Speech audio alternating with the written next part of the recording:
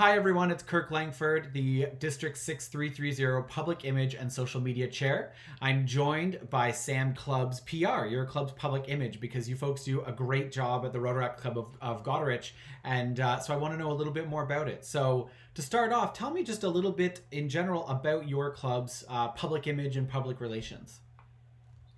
So something that we find really important is trying to get that public outreach because we are a small community. So it's a lot harder to reach out to people who are in the age bracket and have the time available to be part of Rotaract.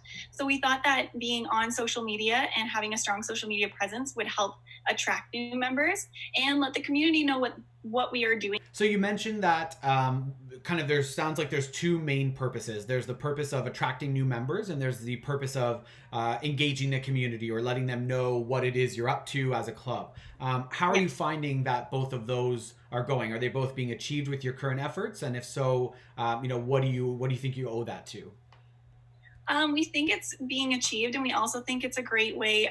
So, for example, we just had a social distancing bonfire Christmas party, and we ordered from a local business. So then the local business saw on our Facebook that we were ordering from them and was liking and sharing our posts. So it really definitely makes an impact, and I think it makes a lot more people know what we're doing, because then it does attract more people to join, and it lets people know exactly why we're there. And we've actually had people kind of reach out to us in terms of being a speaker or things like that within our club because they didn't know it existed before.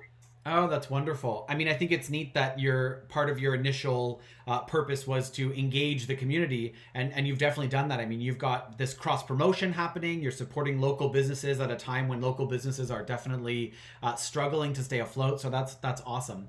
I want to talk a little bit more about the social media. I was scrolling through the social media before our call here, and one thing that I really like about it is that it's all very simple, sort of simplistic and straightforward. You know, your captions are short and sweet, they're concise.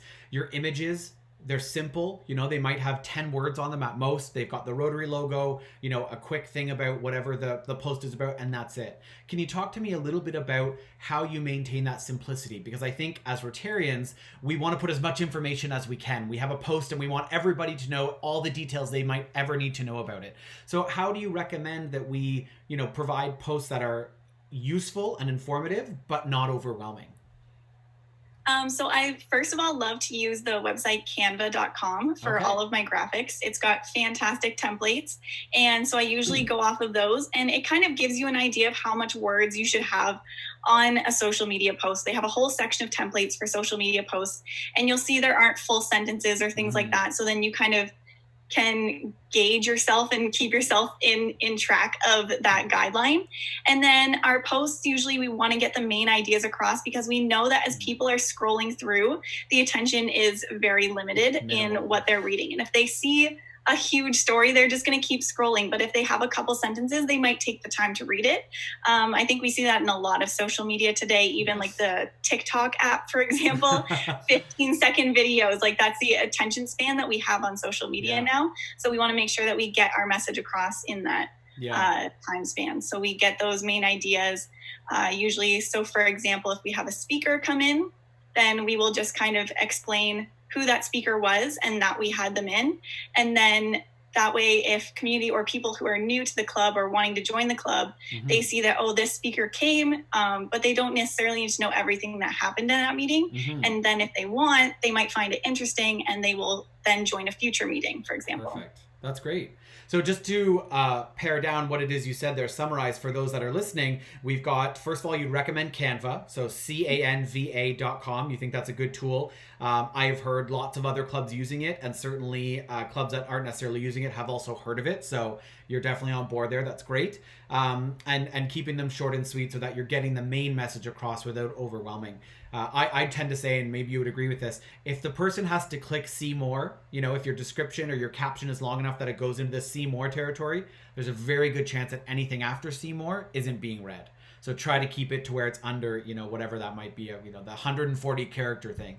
And I think your comparison or your parallel to TikTok is a really good point. If we're focusing on videos and imagery that's 15 to 20 seconds max before we're ready for the next thing, if it takes longer than 15 to 20 seconds to read it, is someone going to put in the effort necessarily, right? So that's a really good point. That's great.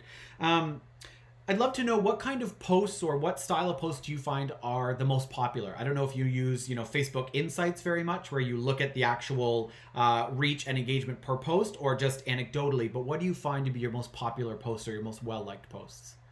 Something that we've just started, and I think that that's part of the reason why it's so popular, is our Member Mondays. Mm-hmm. So we have a picture of a member in the club, and then a little blurb that goes alongside it where they tell us something about themselves and in relation to Rotaract. So maybe why they joined, or what their favorite experience has been with Rotaract, or something along those lines. And it's had lots of shares, and I think it adds that personal element. It's not just, this is a club, this is a person in the club, so that person's family members want to share it and things like that. So it gets a lot more of an audience, and then it's also shared from person to person. So then some people who have never heard of Rotaract on someone else's page might see our page and then want to click it, for example. Okay, yeah. I think you're right in that it goes from being the Rotaract Club of Goderich to the members of the club, right? And that each club is made up of members, and let's get to know those members and their story. One of the things I particularly like about it is that it's not so much about, in the post, it's not so much name, classification, age, length of membership. It's, why did you join? What do you get out of being part of the club? I have to be honest, I borrowed your idea for your membership Mondays or your member Mondays for our own club, and they've also been some of our most liked posts, because I think people really engage. And I think, in one way, for the members, nobody necessarily joins Rotaract or the Rotary world for any sort of acknowledgement or recognition, but it does feel nice to have someone put your picture on the page and say, we recognize you, we appreciate you, we see you as a valued member. Yes, sure. And on that, some of our members said that they did not want to be a part of the Member Mondays, which we are totally fine with. Yeah, we made sure it was something that was completely voluntary, so that it wasn't, they didn't feel like they were bragging about themselves if they didn't want to, or something like that. And I think that's an important part of it too. Yeah, absolutely. Next steps for your social media. Do you have any upcoming campaigns or, publicity things that you're planning? What's kind of next for your social media page? Rolling around ideas of contests, because we've seen, for example, the Highlander Rotaract Club up in Kincardine does a lot of, they did a challenge where you donate money towards a certain person to see them do karaoke or something like that. That's right. And we've been kind of floating that idea around based on what they've done, something along those lines. And we also are planning on posting about every single meeting that we have. So before the meeting, we make a post letting people know that it's happening. And then after the meeting, we have a follow-up post as well.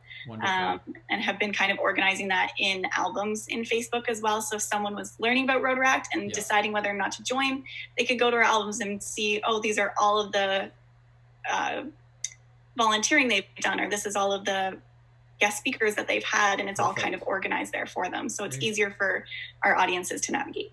Great. That's awesome. So user friendly and easy to navigate. That's a big thing. I want to ask you a couple of practical questions now. For clubs that are maybe looking to get into social media, often a question that I get as public image chair for the district is, how much time is this going to take me? And how much time should I spend on it? Should I spend 30 minutes to curate and build a post, or is that a waste of my time?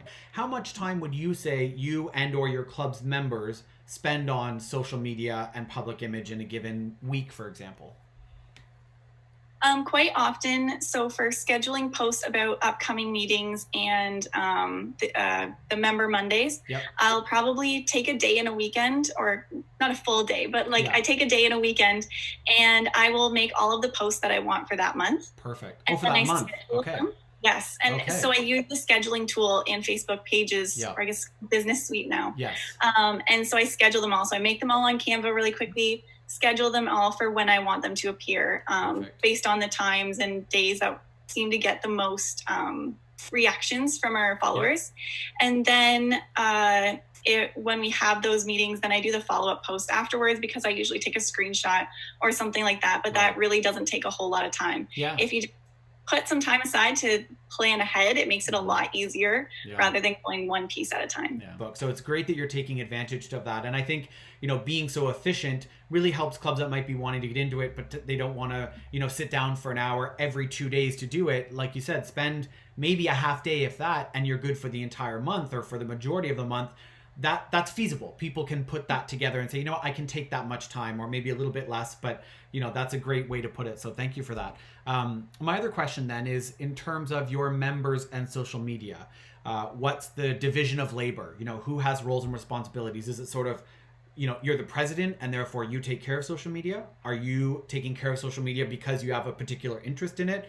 And are there other members in your club? Do you have a social committee? Social media committee? Talk to me a little bit about the structure of that in your club, if you don't mind. So we were actually at a in-person meeting of other Facebook pages for example, Virtual High Schools Run for Kids in Bayfield, the Princess Project at GDCI, and whenever I'm working at a school, I quite often take over their social media as well. It's something I really like doing. And so I threw that idea out there, and it kind of got tabled as soon as COVID happened. Right. And then when I was voted in as president, I was like, I'm going to take charge on this, and just started, making more stuff than what was already happening. And then that kind of just flowed into me taking the lead on it, I think. Okay. And people come to me with ideas rather than making the post themselves, because I think all the executives have access to the social media pages, so then they could make a post if they wanted to as well. Perfect. Great. I think that's an important piece to share as well. One thing I tell clubs when I speak to them about public image is not one person has to shoulder all of the responsibility. If someone wants to, if they're willing to and they want to, that's great, but it doesn't always have to be. As long as you're on the same page in terms of what types of things to post, what's appropriate to post, what sorts of things you want to advertise, it's important to get multiple people on board so that, if you get busy with work or something comes up, you have someone else that can take over for a little while. And even if it's not necessarily something where someone has to take over, maybe one person posts once a week and someone else posts once a week, and it just shares the responsibility a bit. So it sounds like you're working on that with the club too, which is good. My last question I have for you, Sam, if you were to give some advice to either a new club starting up on their social media and they're trying to get into it, or an existing club, but they want to, get into social media, they really want to take the plunge, what advice would you give them? That's a loaded question. I think taking it one step at a time. Like when I started, I made a sample calendar of a month of what I would want to post. And then I, searched up ideas and different things and looked at a lot of other Rotary and Rotaract Facebook pages on whether it was in our district or worldwide. I was looking at kind of what everybody else is doing and took ideas from that. And then I made a sample schedule of when things would be posted. And then I just started one at a time. So it kind of, for me, it felt better to do a big picture rather than just start with a post and then try to do another post. It just felt like I had accomplished a lot more, and I could see how it was going to turn out by the end of the month and what kind of posts we were going to see and stuff like that. Great. So plan, basically. don't hesitate to make a little bit of a plan and go ahead and start with it. I like your point. Sorry, go ahead. No, I just was about to say, like, that's different for everybody. Someone else might see a calendar as something really daunting, and that might not work for them. But that's something that I found very helpful for myself. Good. Yeah. I like that you mentioned you went and looked at other Facebook pages of other Rotary clubs and Rotaract clubs. One thing I do when I talk to clubs, I often say, check out even the other clubs in District 6330. There's some great clubs that are doing wonderful things on social media.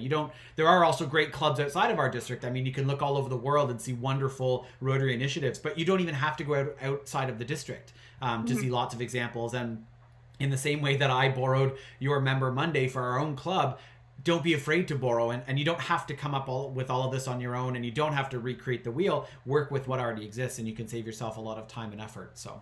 And it is very nice. Like I gave the example that we looked at Kincardin's Facebook page, because they're also a small town. If we're looking at Rotaract clubs in Toronto, for example, it's going to be kind of unrealistic in what we can do in a small town compared to what they're able to do in the city. Yeah, sort of apples to oranges. Yes. Anyway, that's great. Well, Sam, thank you so much for taking the time to speak with me today. I've really appreciated, hearing about your social media. You guys have a wonderful social media presence. And so thank you again. I appreciate it. Thanks for having me. All right, It take was care. an amazing experience. Perfect. Okay, bye bye.